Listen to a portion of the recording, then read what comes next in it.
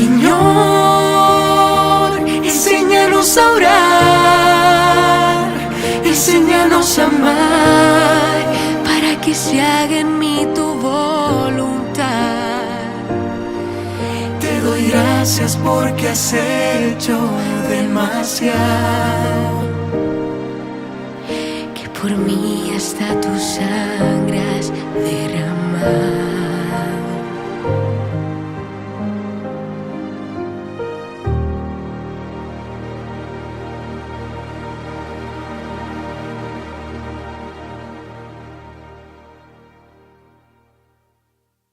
Mis queridos peregrinos, hoy nos toca venir a un lugar espectacular que voy a mostrarles hoy con dos mapas. Estamos en la parte norte del Mar de Galilea, muy cerquita de Magdala, al pie del Monte de las Bienaventuranzas. Y aquí pueden ver detrás de nosotros la iglesia de la multiplicación de los panes y de los peces. Esta iglesia bellísima está construida sobre las ruinas de una iglesia bizantina y recuerda el milagro de la multiplicación con muchos datos, muchos elementos que ya hemos hablado en otras peregrinaciones.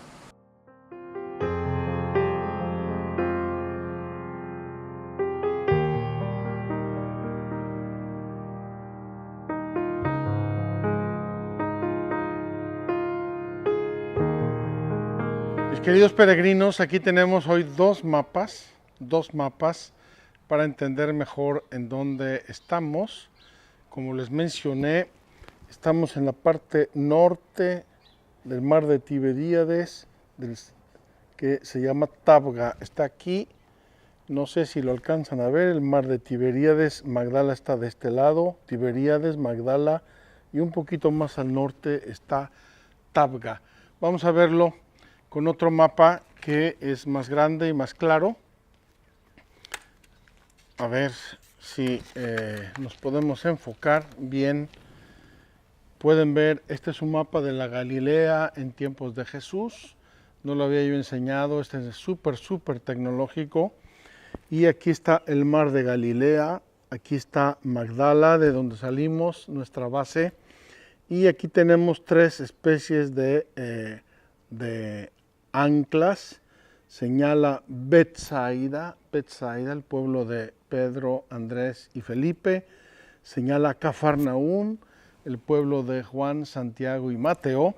Y enseguida señala otra pequeña ancla aquí, que es Tabga, el lugar donde estamos grabando. Tabga, lugar de la multiplicación de los panes y de los peces, y también lugar donde se va a aparecer Jesús después de la resurrección, lo que se llama el primado de Pedro. Entre la multiplicación de los panes y de los peces y el primado de Pedro está el Living Water, aguas vivas, que es donde estamos grabando este programa.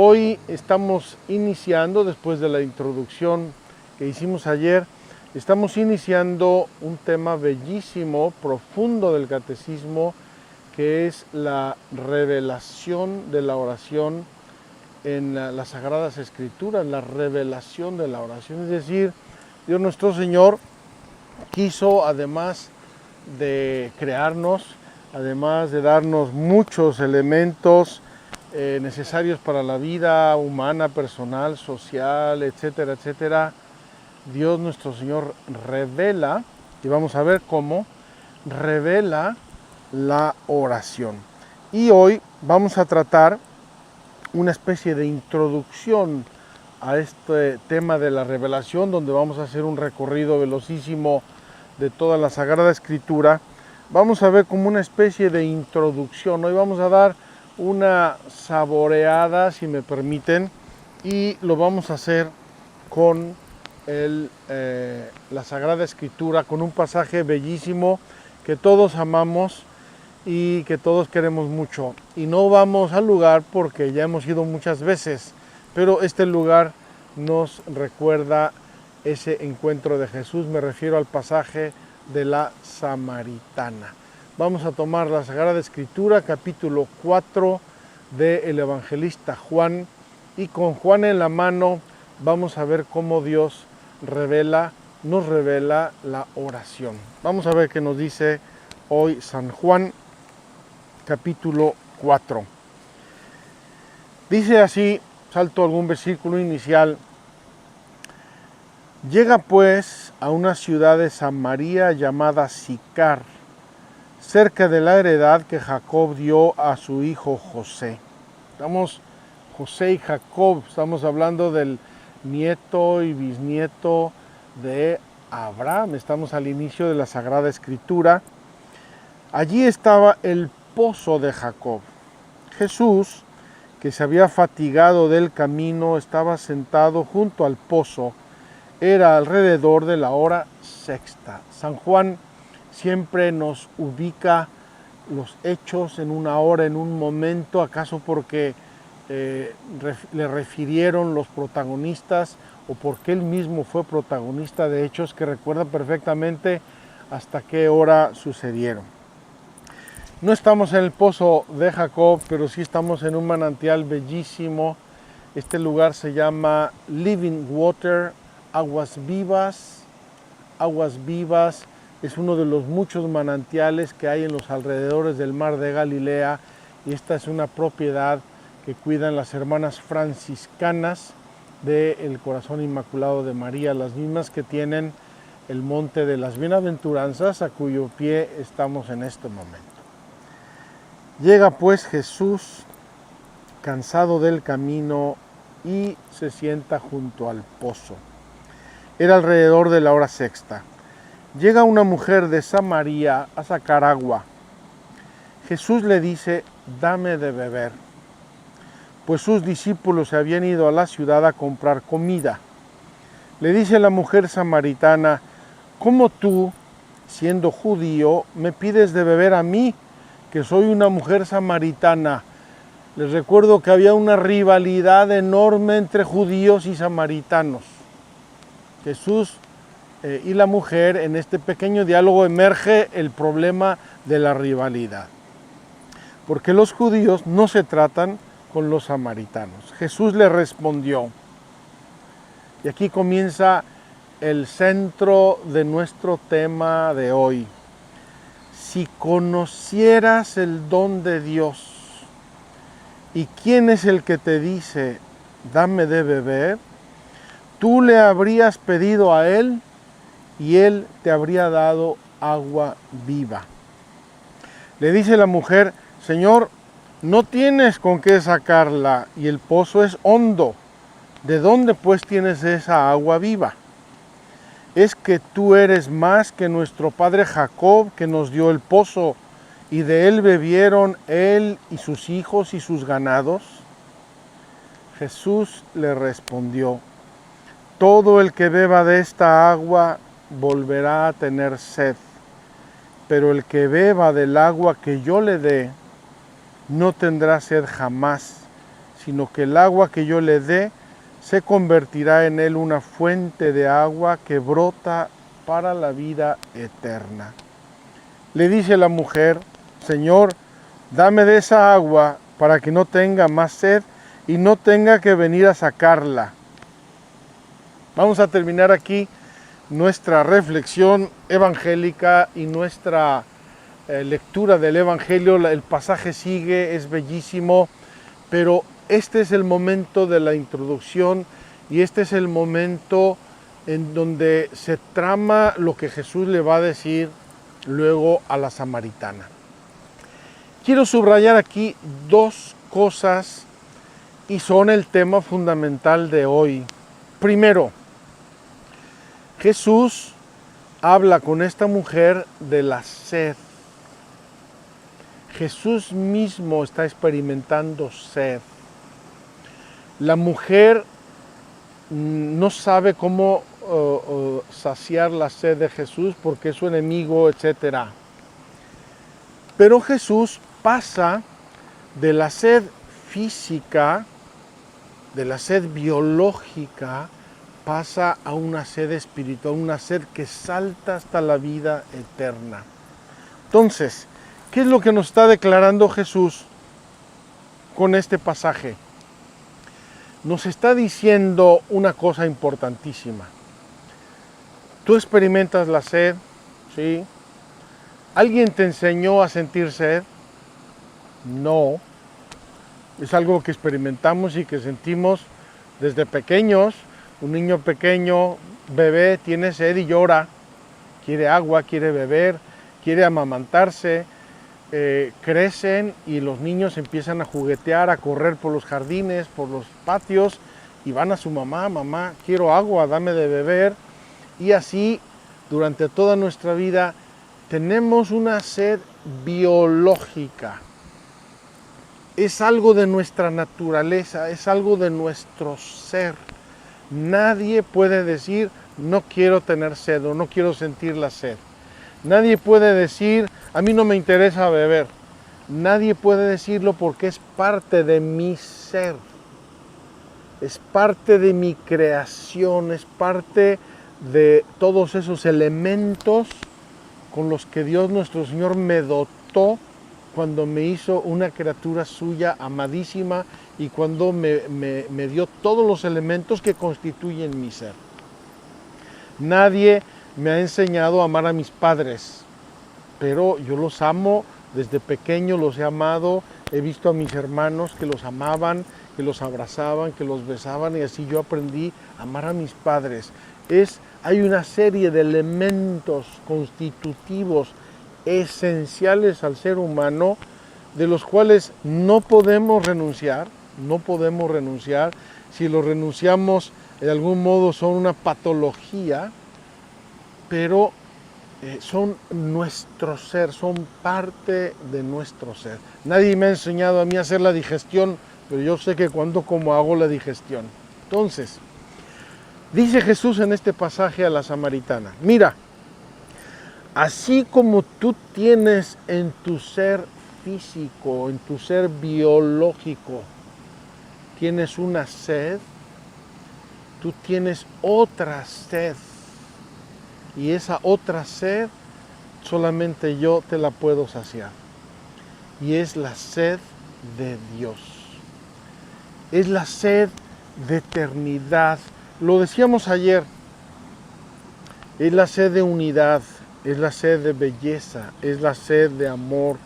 Es la sed de trascender. Es la sed. Hay algo en el ser humano que se manifiesta por muchos lados. Por ejemplo, el querer ser feliz, el querer triunfar, el querer vivir para siempre, el querer tantas cosas que se escapan de nuestro poder. ¿Por qué?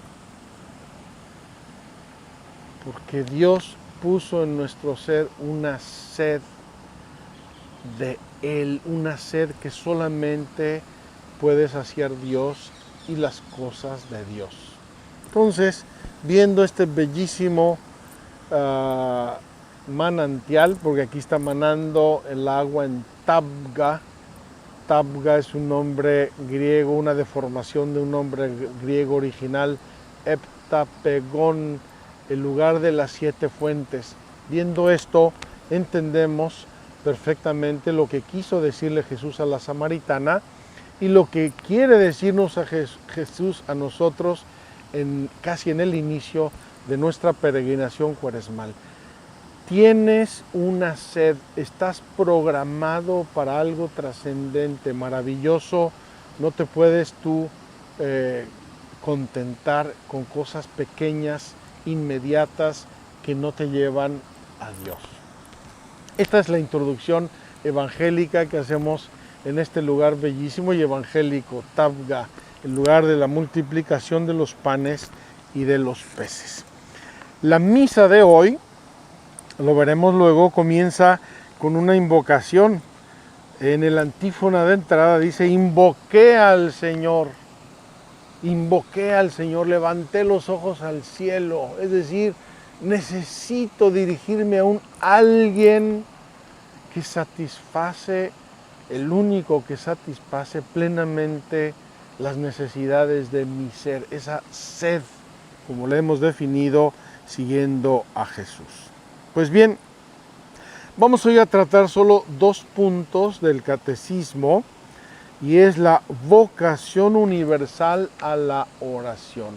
Vocación universal a la oración. ¿Qué nos está diciendo el catecismo? El catecismo nos está diciendo que vocación es una llamada, que es universal, no hay ningún ser humano que no la tenga. Es una parte constitutiva de nuestro ser y es a la oración. Entonces, hay algo en la estructura esencial del ser humano que lo lleva a orar, que lo lleva a buscar a este ser trascendente. Vamos a ver cómo nos dice hoy el catecismo esta verdad. Son 2 números y el primero dice, el hombre busca a Dios. Y el segundo dice, Dios es quien primero llama al hombre. Es decir, hay en la creación que Dios estableció, hay una especie de diálogo, hay una relacionalidad estructural en el ser humano y en la creación de Dios, por lo cual el hombre busca a Dios y Dios primeramente llama al ser humano. Vamos a ver qué nos dice el catecismo. El hombre busca a Dios. Por la creación, Dios llama a todo ser desde la nada a la existencia. En primer lugar, hay una llamada, una vocación a la existencia. Dios nos saca con su palabra creadora de la nada y nos da el ser. Coronado de gloria y esplendor, el hombre es, después de los ángeles, capaz de reconocer qué glorioso es el nombre del Señor en toda la tierra, lo dicen los salmos. Qué glorioso, cómo resuena el nombre bendito de Dios en toda la creación. Incluso después de haber perdido por su pecado su semejanza con Dios, el hombre sigue siendo imagen de su Creador. Conserva el deseo de aquel que le llama a la existencia. Y esto, nos dice el catecismo, es una verdad que se encuentra fenomenológicamente, se encuentra en todas las religiones. No hay una religión en el mundo, sea cual sea, que no dé testimonio de que el hombre tiene, el ser humano tiene una búsqueda existencial de Dios. El año pasado, cuando grabábamos la peregrinación cuaresmal del Éxodo, fuimos a Egipto y vimos en Egipto tantos templos, vimos las pirámides, vimos las tumbas, vimos esos templos enormes, maravillosos, majestuosos, faraónicos.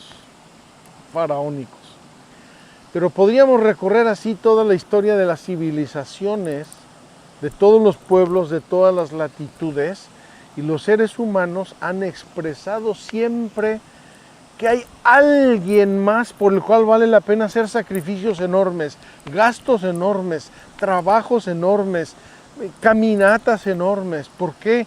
Porque me trasciende, me llama, me saca del día a día a algo más grande, algo más enorme. Y eso es lo que nosotros describimos como la búsqueda que el ser humano tiene de Dios.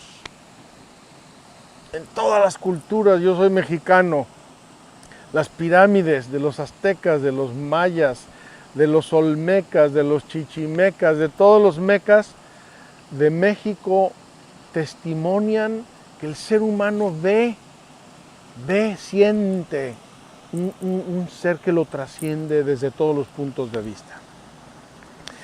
El segundo número que hoy reflexionamos nos aclara que esta actitud del ser humano no es una actitud propia, sino que tiene su iniciativa en Dios. Y aquí nos viene y nos vendrá una y otra vez en esta peregrinación la grande frase de San Agustín, uno de los más grandes pensadores de la humanidad, inteligentísimo. Nos hiciste, Señor, para ti, y nuestro corazón está inquieto hasta que no está en ti. Nos hiciste para ti, nos programaste para la maravilla de ser contigo, de estar contigo, de responderte a ti, de vivir en comunión contigo. Y nuestro corazón anda un poco a tientas buscando, pero siempre en una búsqueda, aunque a veces se equivoque, está en esa búsqueda de llegar y de estar con Dios. Dice el catecismo, Dios es quien primero llama al hombre. Él tiene la iniciativa. Y Él tiene la iniciativa porque nos creó. ¡Qué maravilla! Suenan las campanas de Tabga, como en las peregrinaciones anteriores. Nos llaman las campanas, algo maravilloso, nos llaman de parte de Dios. Qué hermoso que coincida nuestra grabación con las campanas de Tabga. Dios es quien primero llama al hombre, es Dios el que tuvo la iniciativa, es el Dios que nos hizo y nos hizo para Él. Olvide el hombre a su Creador o se esconda lejos de su faz, corra detrás de sus ídolos o acuse a la divinidad de haberlo abandonado, el Dios vivo y verdadero llama incansablemente a cada persona al encuentro misterioso de la oración. Fíjense que en mi vida sacerdotal, y tengo ya 33 añitos de sacerdote en la edad de Cristo, me he encontrado con todo tipo de personas en su relación con Dios. ¿Quién está enojado con Dios? Enojadísimo. ¿Quién lo ama tiernamente? ¿Quién es indiferente? ¿Quién se alejó de Él por un motivo o por otro? ¿Quién se acerca? ¿Quién se convirtió? Etcétera, etcétera. Pero nadie es indiferente. Como que el tema de Dios nos envuelve tanto, nos circunda tanto, que incluso cuando tenemos problemas está ahí Dios.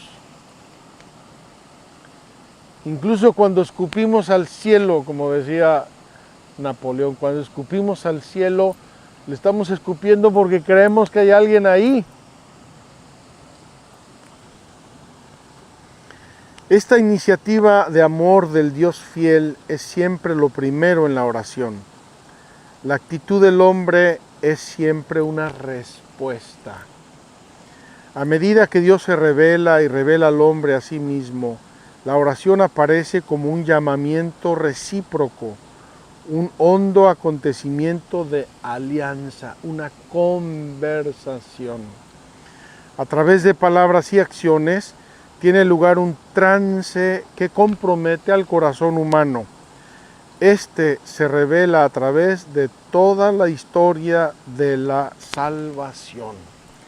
Hoy el catecismo, de un modo muy simple, muy sencillo, haciendo alusión a la filosofía de la religión, a la psicología de la religión y a la historia de la salvación y de la revelación, nos quiere recordar que el ser humano es para Dios y que necesitamos a Dios.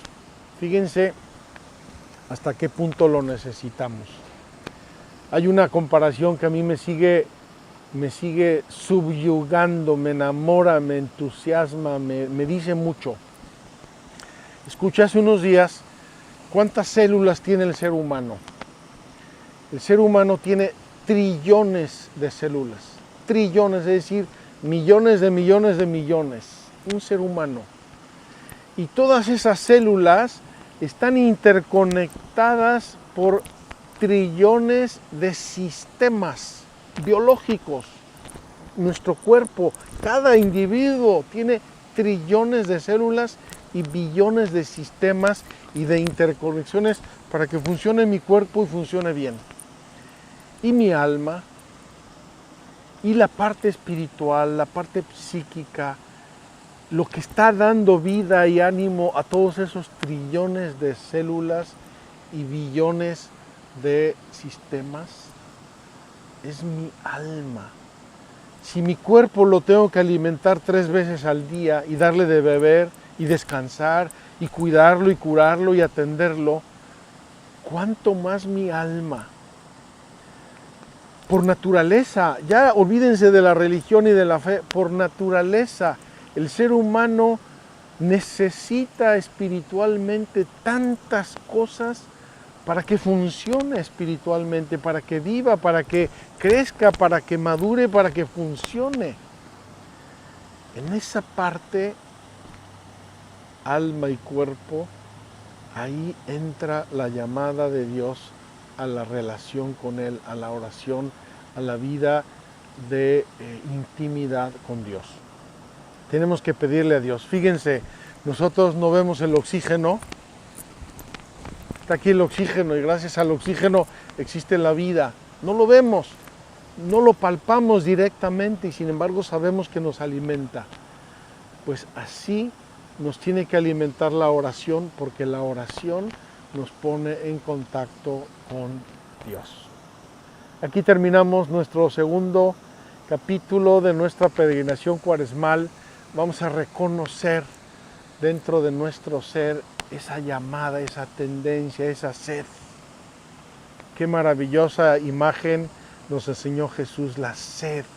La sed no la veo, la sed no la quiero, pero está ahí y la sed me lleva a saciarme en las fuentes de agua viva. Y aquí tenemos fuentes de agua viva. Nos vemos mañana, queridos peregrinos. Prepárense, seguimos nuestra peregrinación. Mañana comenzaremos ya con los pasos de la revelación en la Biblia, cómo se fue revelando todo el tema de la oración. Que Dios los bendiga.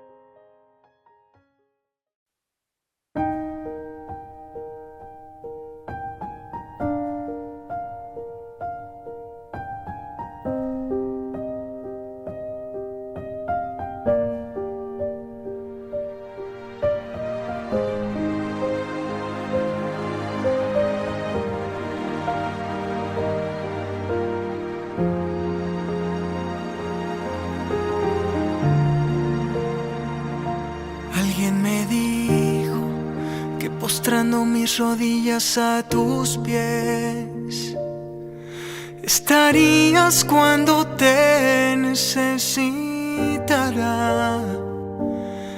Me contó de aquella paz en tu presencia que nos encuentra cuando estamos en tu ausencia. Alguien me dijo que no importa si es la noche o la mañana, que no hay hora para acercarme a ti.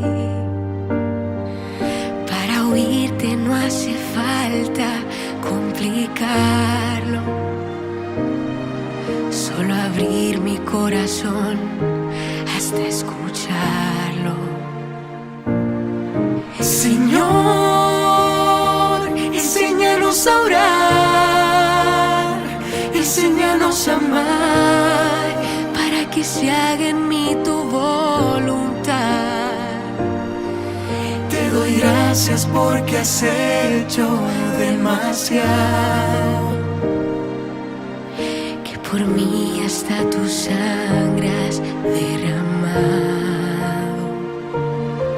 Señor, enséñanos a orar, enséñanos a amar y que se haga en mí tu voluntad.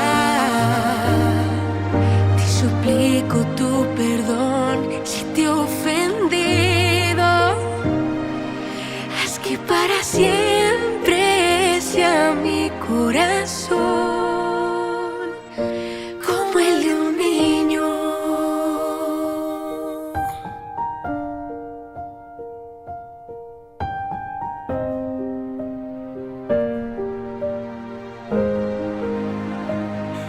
Alguien me dijo que eligiera de tu vida algún misterio, que lo humano también puedo meditarlo. Imaginarte cuando tú estabas jugando,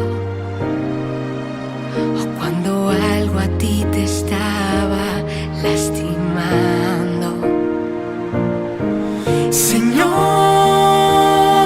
enséñanos a orar, enséñanos a amar, para que se haga en mí tu voluntad. Te doy gracias porque has hecho demasiado, que por mí hasta tu sangre has derramado. Señor, enséñanos a orar, enséñanos a amar, y que se haga en mí tu voluntad. Te suplico tu perdón si te he ofendido. Haz que para siempre sea mi corazón